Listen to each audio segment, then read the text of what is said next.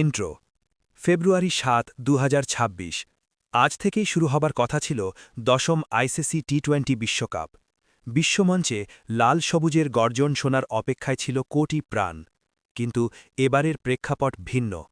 মাঠের লড়াই শুরুর আগেই বাংলাদেশ ক্রিকেট এক অনন্য লড়াইয়ের মুখোমুখি হয়েছে, যেখানে খেলার চেয়ে দেশের মর্যাদা এবং খেলোয়াড়দের নিরাপত্তাই মুখ্য হয়ে দাঁড়িয়েছে।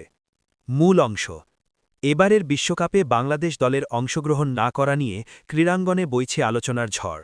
ঘটনার সূত্রপাত আইপিএলে কলকাতা নাইট রাইডার্স থেকে মোস্তাফিজুর রহমানকে হঠাৎ বাদ দেওয়া নিয়ে।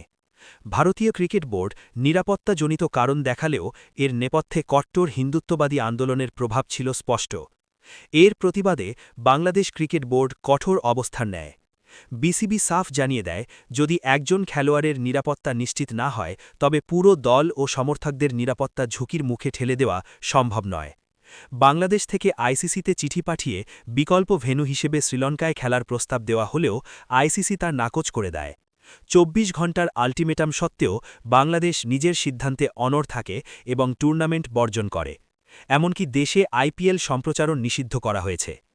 পাকিস্তানের মতো দল ভারতে খেলতে গেলেও বাংলাদেশ নিজের আত্মমর্যাদা রক্ষায় যে আপোষহীন অবস্থান নিয়েছে তা বিশ্ব ক্রিকেটে এক বিরল দৃষ্টান্ত হয়ে থাকবে।